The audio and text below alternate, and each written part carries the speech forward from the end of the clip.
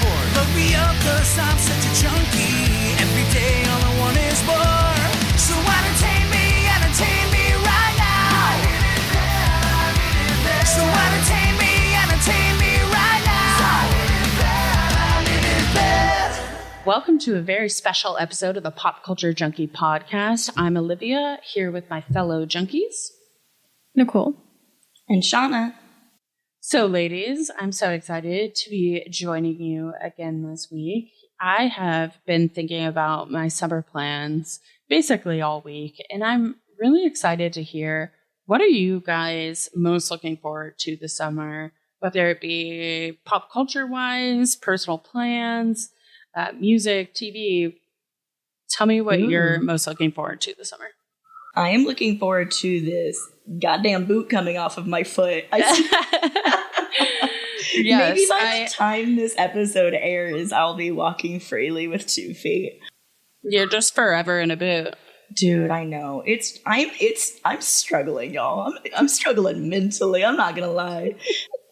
And I'm moving right now. She is not new boot goofing. I am not new boot goofing. In the beginning, I was like, oh my god, this will be fine. And now I'm like, this is starting to fuck with me. This is affecting me mentally. And I'm moving, so that'll be fun. So it's just been a lot of chaos in my life lately. Thank you. Pool party at my house soon. Yeah. Everybody snaps. Shauna's a homeowner now. I mean, I was a homeowner before, but now I'm like a house owner. Now I own 2 homes. Okay. All right. I was a condo owner. Says the poor. Says the poor with no homes. Everybody, whatever home you have, everybody deserves a home. Absolutely. Pop culture wise, I am very excited. So there is anybody who watched WandaVision on Disney Plus a couple years ago remembers Agatha. And she's finally getting her own TV show. It's been teased for a while that Marvel couldn't decide on a title for the show. So it's gone through the following title changes. The only Agatha I want to know in my life is Agatha Christie. And I'll just say that now. Is Agatha who? Agatha Christie. What do you mean? Oh, I don't know who that is. She's like an author. She's like the original murder mystery girly. Oh, love that. Well, this Agatha is a witch. I don't have the list of all of the episodes, but it's been Agatha Coven of Chaos, Agatha House of Harkness, Agatha the Lying Witch with the really great wardrobe. Oh, I actually kind of love that. That's like, it's in my mind. But it kind of became a joke that Marvel couldn't decide on what to name this show. And finally, it came out recently that the title of the show is Agatha All Along. So all of those title changes were all part of the marketing. Like, oh, it's just been Agatha all along, like the song from WandaVision. Oh. So I was going to be like, what you're doing. All the names felt like an Easter egg, so I guess I was picking up what they were putting down there. Yeah, I think it's going to be really cute. Agatha's definitely not like a main character in Marvel, but she was definitely a hit on WandaVision. And Catherine Hahn is a hilarious, amazing actress. And so I'm really excited to see where they go with this. Kevin Feige has been really open about wanting to roll back the Marvel content that they're making after the Marvels didn't do too well. So I think they're only going to be putting out, maybe 2, I think they said, movies a year and like 2 shows, where before it was like bam, bam, bam, all this Marvel content, just to make sure that the quality is there for everything. So I'm really excited for Agatha. I've mentioned it before, but I'm excited for Deadpool and Wolverine. And then I guess it's not something that I'm excited for, but it's something that I watched recently. Can I talk about that too? Oh, I'll allow it. Okay, thank you. Thank you, Mommy. Yes, dear. So, I watched this movie recently called Late Night with the Devil. And I can't stop thinking about it. Have you guys heard of this movie? No. I have heard of it mainly because of the uproar that came from the AI art within the movie. Yes. And I didn't know that until after I watched the movie. So it's definitely not glaring where the AI comes in this film. Yeah. I've seen the art that they use, and it's very it's very like pop art, like Yeah. it's of the time art. Exactly. Just made by AI, so I could see that. But yeah, it's interesting because it's an indie movie. Can you give us a spoiler-free? Yes, spoiler-free review. I definitely think that you guys would both really like this movie because you both like horror films. So it's set in 1970. Horrors. My little horrors. It's set in 1977 and it stars David Dastmalchian. That's my best attempt at You did that well. Thank you. I always read it as David Dalmatian whenever I see it written out. And he played Polka Dot Man in Suicide Squad, so I'm like, David Dalmatian. Okay. He's a good boy. It fits. He's a good boy. So he plays a late night talk show host who is kind of at the back end of his career. He's not putting up the numbers that Johnny Carson's putting up. So in order to get that one final shot to revitalize his career, he invites on a psychic medium and then also a girl who is supposedly possessed by the devil or possessed by a demon, and then the woman who can communicate with the demon. And they're going to do a live broadcast of said demon on the show. I'll leave it at that. The entire movie is set like you're watching a 1970s talk show. It's like you're watching an old episode of The Tonight Show. And then those title cards, the AI art, is basically like, we're back. So it's like their title cards when they come back to the episode. So I didn't think it was that glaring. At the same time, I don't know why they couldn't just have somebody design those. Like, I could have done that in Canva. Call me. Yeah. Yeah, you're like, I'm available for hire. I got those. It is interesting because it's an indie film. And so, like, that is their justification of why they're doing it. Low budget. Budget is hard when you're making an indie film. Absolutely. I do think that, like, it is one of the first, like, commercial movies to come out since the SAG-AFTRA strike. So it is kind of a really interesting argument. I follow a lot of, like, movie TikTokers, and they were talking about this movie, and they actually had seen, like, a private screening of it before it had even come out, and they weren't aware of it, and they were like, it is kind of this juxtaposition of, okay, well, we're very against AI art and taking jobs from creatives, but it is one of those things where it's very hard to get funding, and if you can do that in a good way where it doesn't look cheap, you know, that is a big I wouldn't thing. have known. I didn't know the entire movie, and then I was watching a review afterwards. This YouTuber named Jeremy Johns that we like, and he mentioned it, and I was like, oh shit. And like, I had to really look it back and be like, okay, now I see where they did that. And so I see both arguments for it. It didn't take away from the movie. I think it added to the movie, the fact that they had the title cards, because it makes you feel like you're really watching a old episode of like a talk show. I definitely recommend this movie. We did pay $7.99 to rent it on Google. It's on Shudder. Yeah. I don't see it free anywhere yet. Yeah. It's on Shudder. I finally watched Iron Claw. That's streaming for free now on Max if anybody hasn't seen that yet. That is and I cried. Very depressing. Oh so my depressing. God. It's so fucking depressing. Are you? And Zac Efron is ripped out of his mind in this movie. Like, they're all on steroids. They are all on steroids. You do not get They're all on bodies like steroids, that but Zac Efron is like, I don't know how to describe it. He looks like a Lego man. He's just very square and blocky and have thick. you seen this movie? No, I haven't. Okay, have you seen the poster for it? If I've seen it, yeah, probably. Okay, like a buff out of his mind, Zac Efron. Google right now. He looks like Lord Farquaad. He has a Lord Farquaad haircut. Yes. There you but go. like and buff Lord Farquaad. Movie. Yeah, Lord Farquaad and Shrek merged into one person. Stop! I can only get so erect. Don't worry, guys. We're not rehashing the 50 Shades of Shrek episode. We will. Shauna put on the sexy voice, but we will not be revisiting that. We will not. Unless that is Nicole's what she's looking forward to this summer. Then I can't. Yes, promise Nicole, you looking forward to us reading some more fanfic. What do you want? What are you looking forward to, Nicole? I mean, maybe. Maybe. Never. AO3 in my future. What I'm looking forward to is honestly not too much movies or TV, but a book. Ooh. And it's a book by one of my favorite authors. I recently just discovered her. Her name is TJ Newman, and she actually lives in Phoenix. Oh, cool. A And queen. yes. And my two favorite books by her are, I mean, she only has 2 books out, but they're honestly my favorite books. They're called Falling and Drowning. And her new book coming out in August is called Worst Case Scenario. And so she's a previous flight attendant. So her books are about things that happen on planes that the flight attendants have to kind of figure out what to do. I think I've talked about these books before actually on the podcast. They sound really interesting. They really are. So her new one, Worst Case Scenario, is about a plane that crashes into a power plant. Ooh. And so this whole town has to like come together to kind of figure out, I think, what to do.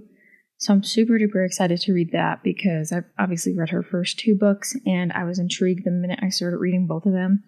And me being a flight attendant, I am just really involved in these types of books because, knock on wood, hopefully none of these things ever happen to me while I'm working. But if they were, reading her books kind of helps me put into perspective what I should do in these types of scenarios. I mean, Interesting. if my plane were to crash into a power plant, I'm sure I would be dead. Oh, Jesus Christ. Or shortly after. I've seen Chernobyl, Like- okay, baby? Right? Oh. Let's be real, but Yeah. But you'll get is into it some hijinks along the way that'll make for great fiction. yeah. Is it a Non-fiction, nuclear I suppose. power plant or is it just a regular power plant? You know what? Let's Google it because I know it's out there. If she's in Phoenix, maybe it's like Palo Verde or something. We should try to get her on the show. Hey, girl. So- hey, Phoenix girly. Phoenix Queen, we're manifesting it into the airwaves right now. She is just so good. I love her. A nuclear power plant. Oh, I knew it. Ooh, See, God. I was like, it's so like that is the Chernobyl. worst case scenario. Mm-hmm. Yeah, it's like a Chernobyl meets Lost, Sitchy. Sitchy. So I recently flew to Miami and was flying when there was the geomagnetic storm. And Was it cool? I did not get to see it, unfortunately, but it did freak me out. I was like, am I going to be the next season of Lost? What's happening Oh my here? God, that would have freaked me out However, so bad. My coworker followed me the next day, left Phoenix, and he showed me this footage of this like electrical storm tunnel out his window, like not too far from the plane. And I was just like, oh my God. 3 of my coworkers were on that plane, and I was like, wow, like that could be crazy. This is why I drink on planes, because I don't like, I just want to be knocked out. If I'm going to die, at least, I don't want to be conscious for it. The last like 4 flights I've been on have been insane turbulence, and It's I been have thought about so bad lately. yeah, maybe it's the sun. Who knows? It's something. Maybe. It's I had crazy. like this strange man hold my hand. He was really nice. Oh, okay. I was having like a panic attack and he reached over and like grabbed me. He was so cool. Oh, yeah. I was working, and I was in the back of the airplane. And the back of the airplane, if you didn't know, is always more turbulent than the front. Yeah, I always try to go to the front. I was in the back working, and I was pouring my drinks, and it got so bad that I had to sit down. I couldn't even like continue doing my service at that point. My drinks literally spilled everywhere. My tray was soaked. This lady ordered a champagne. Her champagne was everywhere in my back galley. Champagne showers. I had to report her champagne. I was like, oh my God. It was so bad back there. Poor lady's like, I Ever just want to since- get drunk. I'm so I miserable. know. I felt bad, but she Ever eventually got since it. Shauna's birthday, I have ordered a drink on the plane and gotten every drink for free. I don't know what's happening. I love that. Yeah. They never charge me for that shit. I love it. I think I don't know. once. Your good juju rubbed off on me. Yes. So I'll take that. Love that for you guys. Yes. Yeah. So What are you know, looking forward it's- to, Olivia, besides more free drinks? So I honestly am continuing my jet set lifestyle this year. Unfortunately, a lot of it is for work, but I'll be going to like Vegas, San Francisco. I'll be having a lot of fun. Personal vacation, we are going to be going to Mexico. Yes, so that's going to be very, very exciting. I've never been to For Mexico. our friend's divorce trip. Yes. We're going to make her recreate. We're going to make her recreate the Nicole Kidman divorce pictures. Yes, we should. She doesn't have social media, but we're going to force her to do it for herself, you know? I love it when you get into your 30s and like, you know, you have like weddings and stuff here and there that you're still a bridesmaid for, but now you get to do divorce parties too. Like, this will be my second divorce party and they're always lit as fuck. So I know. I was talking to someone about, you know, not being married yet. And I was like, it's okay. I've statistically avoided my first divorce. So that is true. I'm so excited for your first wedding and your first divorce. They're both going to be incredible. Don't manifest my first divorce. I'll start manifesting yours. Oh my God, no. But I'm looking forward to Shauna getting divorced this summer. It's going to be so fun. Divorce party, my house. He's like, I can hear him rummaging in the kitchen. He's like, what the fuck is she talking about? This bitch.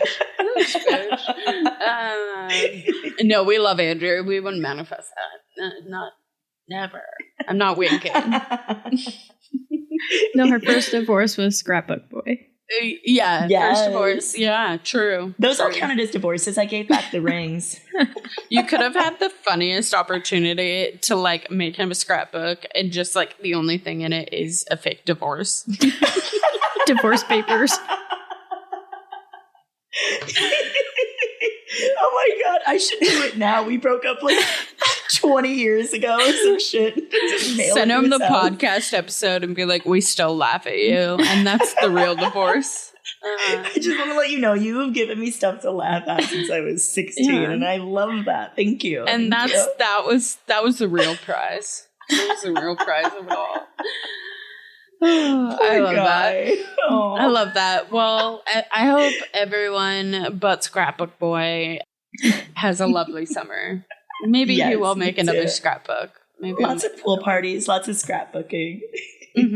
Those damn cruises. He's losing them all to him.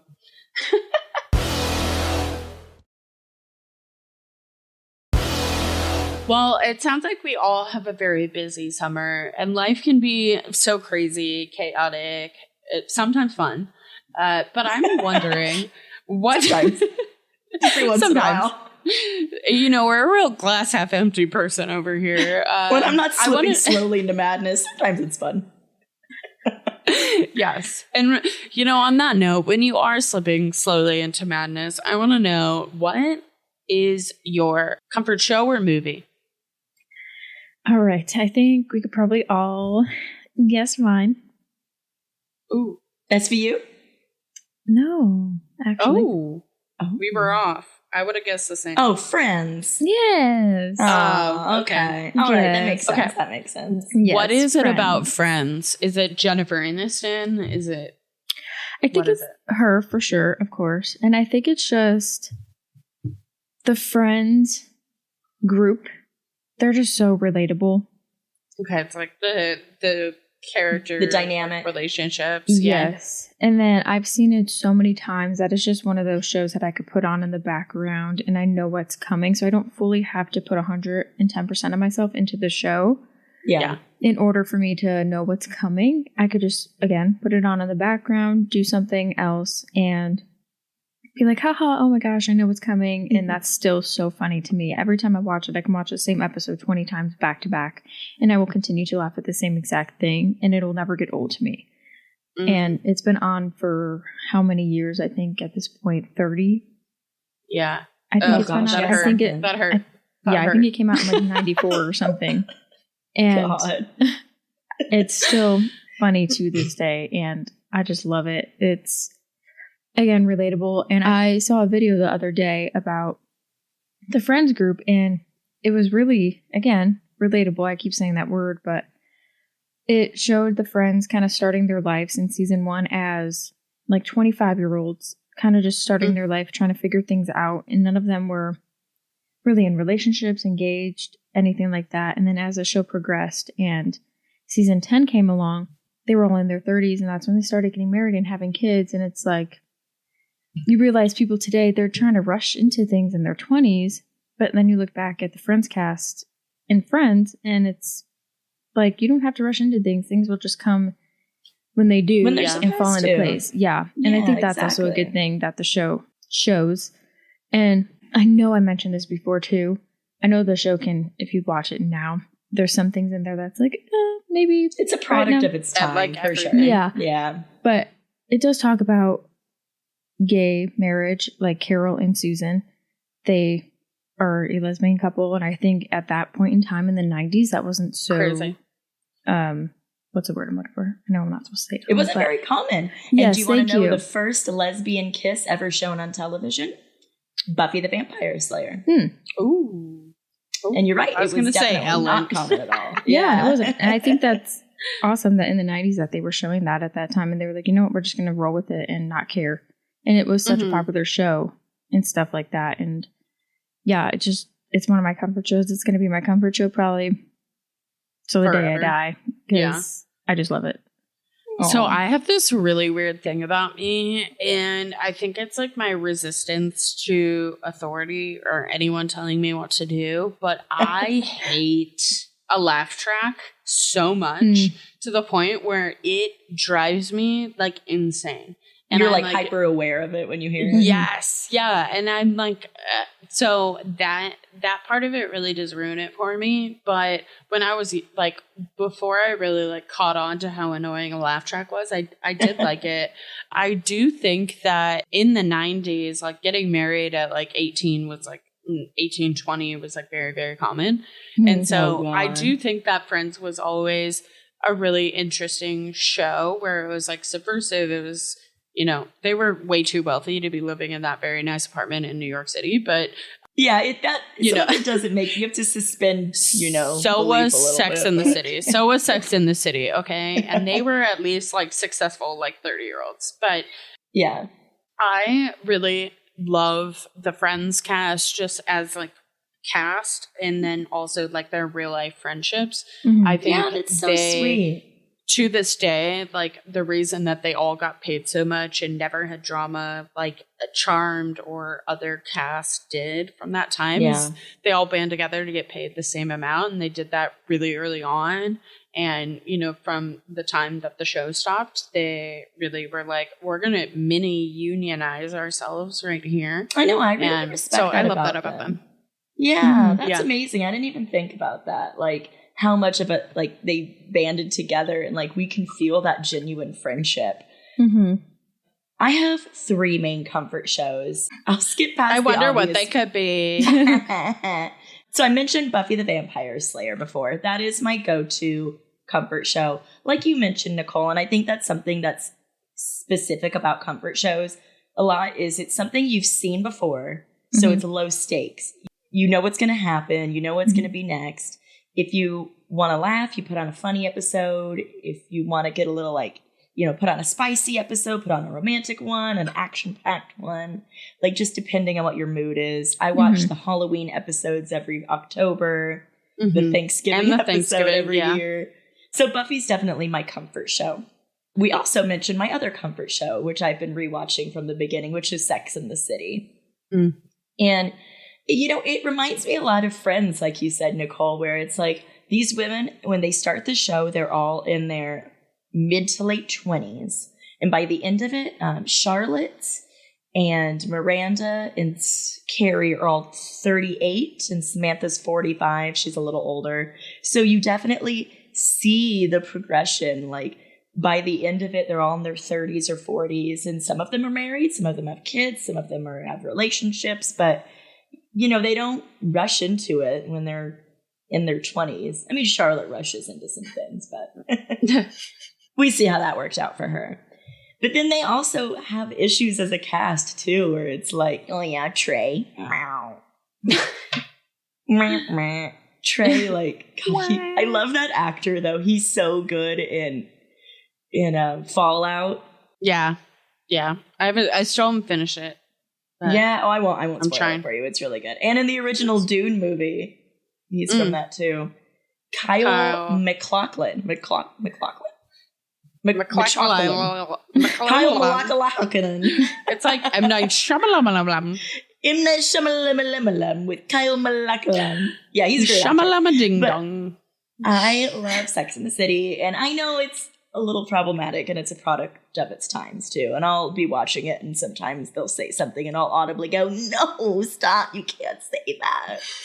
But I still love it, and I still hate watch all of the movies and all of and just like that. I know. We my little guilty pleasures. I know we do have beef over it. We really do. Shauna keeps telling people to watch it, and I'm like, no, it's a terrible show. Why do you recommend it? I know what happens. I've seen clips. Literally, the plot is so bad. It's bad, but like, I'm not trying to convince HBO show, I want to know what happens to these characters, even if it's shitty. I want to see more of them, even if it's shitty. No, we leave people we love in the past before they ruin it for you, you know? In that case, we're no longer friends. We're done. Fish. Leaving you in the past before you ruin that's like saying like, oh, like you didn't think Breaking Bad would end there. Like, you don't think it should have ended. No, I'm glad Breaking Bad ended. And I know there was a follow-up movie, and if they had left Sex and the City at the show, no movies would have been so good. The first movie was good. I liked the first movie. Okay. Well, it was better than in Just Like That. We'll say that. The second movie is so bad, but the second movie is fucking awful. Okay, we'll put the rest of your opinions on a Post-it note, Olivia. I can't. Don't hate me. I'm going to burger you. God, Burger's so hot, though. He's such a douche. Rewatching this as a 35-year-old woman, I'm just like, oh my God, everybody is terrible. I hate everybody. Aiden's cool. We love Aiden. Anyway. I can't say he's hot because he looks like a spitting image of my uncle. And I almost went, he is hot. And then I went, well, he's like 65, but yeah, he looks a lot like Burger. Yeah. He looks like Burger or Aiden. Burger. Either way, he's hot. Burger. He looks like Burger, not a hamburger, the character Burger. He doesn't look like a cheeseburger? No. That would be hot, though. That would be hot. Then I'd be like, dude, my uncle's pretty hot. He looks like a hamburger. He looks like a double stack with American cheese. Why'd you have to get so sexual? Because I love cheeseburgers and I'm hungry. She's writing fanfic about my uncle. I'm writing fanfic about eating cheeseburgers. That's the whole fanfic is just going to be about like me eating a burger and loving it. Can it be my hamburger uncle? Okay. Maybe your hamburger. Do you want me to eat your uncle? Like eat him alive? Like cannibalism? I think I do. I do. All right. Do it for the bit. I'll start my Brad Perry fanfic, and then I'll start my I eat Olivia's uncle like a cheeseburger fanfic. Well, he has to be a cheeseburger, so I don't know if you know. I'm not going to my uncle is a cheeseburger, now you eat him like a cheeseburger. This is getting so fucking stupid. I'm sorry, y'all. My brain is full rot. He is a cheeseburger, Shauna. He's not like a cheeseburger. He is a cheeseburger. Anyway, this takes me to my third and final comfort show, the one that I put on in the background almost every day while I work from home, Chopped. Just mindless, there's so many episodes of this show. There's so many iterations. There's Chopped, Chopped Canada, Chopped After Dark, Chopped Champions, Chopped Kids, like, you just put that shit on. We're eating kids now? They're chopping up the children. What would someone think of the children? First it was my uncle hamburger. We chop up the kids. We chop up the Canadians. We chop up... Allegedly. So yeah, Chopped. On the Food Network. Love that. Highly recommend it. Okay, Nicole, I'm curious. Can you watch cooking shows without, like, immediately wanting to make all the food and, like, eat everything? Yeah, probably. Crazy. Shauna, are you doing that too? No. I'm sitting there eating food like an asshole. Like I'm eating like a lean cuisine that I microwaved, and I'm like, I can't believe they're making that risotto like so late in the game. What an ass. See, I feel this way about cleaning TikToks as well. But like, if I see someone cooking really good food or like immaculately cleaning their home, I immediately have to start attempting to do it. Well, like, you're a really good cook, so that makes sense. Well, thank you. But they're ambitious. It's ambitious. And I like never have all the ingredients. So like I'm all the time having to go to the store and spend like $80. I'm like, You're just substituting things out. Yeah. For like, no. Do you think you're a good cook, Nicole? You know, if I have the recipe in front of me, yeah, but I'm just a girl can read. If I'm just blessed, I still live at home. I can't afford to move out because I'm a broke white girl, but I am blessed with the two parents who cook very, very well. Oh, so I'm spoiled at home with not needing to cook. What's it like to have parents who love you, Nicole? But when you can't say those jokes to Nicole. She's like I'm sorry, friend. Versus me, I'm like, ha! But when I do work, I love that your parents cook for you. That's amazing. I love when that. I work though, and I go on my overnights, I tend to not like eating at the hotel restaurants because I don't like to spend money. Oh, they're so expensive too. They are. We get discounts, but still, I'm just like, I don't want to spend the money. So I just make a lot of pastas, which is also not good because pastas aren't healthy. But they're delicious. My pastas are normally pretty good. Are you wait, do you want marinara sauce? Or do you want like Alfredo? It depends what I'm feeling. I'll do like Alfredo or like I'll do vodka sauce or like I'll just make like buttered noodles. Oh, God, I'm hungry. So it all just depends what I'm in the mood for and how much I want to. It honestly, you know what it really depends on? How many dishes I want to clean. Ooh, there it is. That's fair. That's how lazy I am. That's a real question in life. Well, you know, speaking of eating people, both of my comfort shows are vampire related. So I don't know what this says about me. Actually, I guess it's 3. The first one, Vampire Diaries. Second one, True Blood. Third one, Buffy. Yeah, I love it when you put on Buffy when I spend the night. Yes. But, okay, so first of all, I would say Vampire Diaries is when I'm, like, sick, I don't feel good, or my brain isn't working. Like, I want to just have Elena give me nothing, but give me everything at the same time, you know? I need to start it. I need to do it. I know. You've never seen it? Oh, my God. It feels like... God. I understand the allure of a CW show because I've watched... But I always end up with every fucking CW show. I'll watch it. I'll commit seasons to this. And then by the end, it gets so bad that I never finish it. Like Riverdale, Supergirl, Flash, Okay, Riverdale is really Arrow. bad. Supergirl is really bad. Vampire Diaries, great. When I was in my pick-me era, was like, I don't watch Vampire Diaries. And then I saw the light, and I was like, wow, I'm obsessed with this show. Like I'm telling you, it's kind of like my Twilight. Again, I think when I don't feel well, I want to watch a vampire show. I don't know what's wrong with me. Twilight when you're sick sounds amazing, though. Like a cup of like some noodle soup and like Edward. Yes. Maybe because the vampires look like you. Yeah. Maybe because they're all pale and sickly. Yeah, I'm like, that's me right now. I see myself within that. So Vampire Diaries and Twilight. Like Vampire Diaries, again, CW show. They are books. They're pretty good books, but they're definitely like YA. And then True Blood. I have been a True Blood stan for a really long time. I've never read the books though.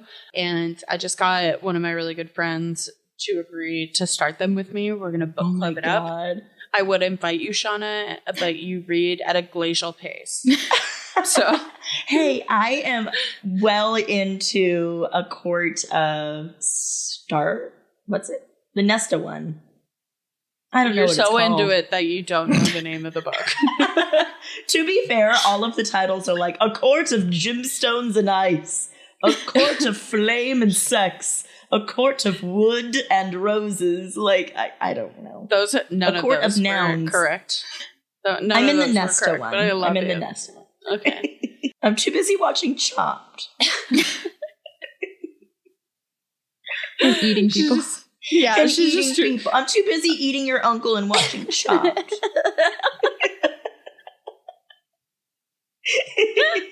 You know, I think that Damon would agree with that. I also think Eric might join you. Like, have you guys ever seen True Blood? Yes. You know, I tried, I started it and then I stopped. And then I restarted again and I could never get over I watched the first season and I don't know. I'm so disappointed in you right now. I know, I'm so sorry. I know we don't usually disagree on these things, but Yes. I don't know. Maybe I need to give it another try. One final try. Nicole, have you seen Vampire Diaries or True Blood? Can't say I have. We need to get Nicole in some I feel vampire content. I feel like Vampire Diaries is like a little young for me, so I feel like I thought we might get you there, but very good show. No. Very good show. If you like a good like distract show, I always call them like big screen, little screen shows, and that's a good one. Like, you know, you're not gonna miss like massive pivotal plot points for Vampire Diaries. True Blood, you might, but the beauty of True Blood, I'll give you like the premise, so hopefully I can entice you both. They are making a remake of it, but True Blood? Yes, and I Harry didn't Potter. know that. But I'm Interesting. like upset about the remake of True Blood. I don't think they need to change it. But I mean, we if all they know I'm remade obsessed Buffy, I with- would be pissed too. And they Yeah. tease it every year, so Yeah, I don't so know. True Blood is basically this premise where the vampires come out of the coffin, and so they reveal themselves, and you basically join this girl, Sookie Stackhouse, when she Sookie. lives and she lives in like Bonton, Louisiana, like southern hillbilly, like to a frickin' T. And the vampires are basically trying to get human rights. And it's like how society would react like in today's modern day and age if vampires like came out of the coffin and then all this stuff ensues. It's so good. But yeah, I'm really excited to read the books. I So, didn't know maybe they were it'll become remaking it. That's interesting. Maybe I'll give it a try then. I don't know what it was about the first season that didn't really hook me. Like, I like the actress, and I don't know, the cast was good, and there's sex. And Alexander I love vampires Skarsgård. having sex. Oh, yeah. And this is a good one. When the vampire bites you, you get like an orgasm. And so they're like fun. It's not like bad. And vampire sex is like the best sex you'd ever have. No, you don't Oh my die. God. Like you can like be bitten for like pleasure, and then vampires can heal you. So it's cool, like lore. And you know, I in that world, I would definitely sleep with a vampire. Oh, for sure. Be like Riley when he goes to the vampire cave in Buffy and just lets all the vamps bite him. I love that. Yeah, exactly. Yeah. I love that we all have such diverse like comfort shows, and that it's just that stuff that, you know, yeah, like we said, you've seen a million times, or it's just something you can put on in the background, or something that you put on while you're sick. And I know a lot of people have their comfort show as The Office. I hear that a lot. One of my friends' comfort shows is Parks and Rec. So it's a lot of those like serialized shows that are kind of like New Girl's probably a popular comfort show. Great British Baking Show is another great one. Just it feels like a hug. Low stakes. I don't know. What a lovely souffle. Lovely safe fly. Everybody who listens to this, tell us what your comfort shows are too. I want to hear. Yes. I want to hear more of them. Drop it in the DMs. Leave us a review. Tell us what your favorite show is. Also, if you would sleep with the vampires in the True Blood universe, because that's what I really want to know. Yeah, what universe vampire would you be most likely to sleep with? Or would you eat my hamburger grandpa? Or uncle. Okay. Now your grandma and the whole family starting at their burgers. They're all hamburgers. Listeners are like, is Olivia a hamburger? Have you been a hamburger in disguise this whole time? No wonder I like you so much. Yes. Well, on that note, I think that's going to be it for this week. Now, before we go into our much fun summer vacations as we travel the world, tell our listeners where they can find you online. You could find me, Nicole, on Instagram and TikTok at Nicole_Eldridge. You can find me, Shauna, on Instagram and TikTok at Shauna Trinidad, ShaunATrinidad. And you can find me, Olivia, on Instagram at Livy Maries, LIVIMARIEZ. And you can find the Pop Culture Junkie podcast, awesome social media links, and more on our website, popculturejunkie.com. From there, you can find our podcast on all platforms. You can follow, subscribe, rate, and review. You'll make us very happy, as happy as a vampire in True Blood, and you'll feel better too. You can also check out the brand new tiers on our Patreon for even more pop culture goodness. If you want to find us on patreon.com/popculturejunkiepodcast, sign up for uncensored, not safe for work sometimes content, and enjoy even more junkie madness. And come back next week for another hit of pop culture. The Pop Culture Junkie podcast is produced by Jeff Markin and Cheryl Lightfoot for the Pop Culture Entertainment Network. So entertain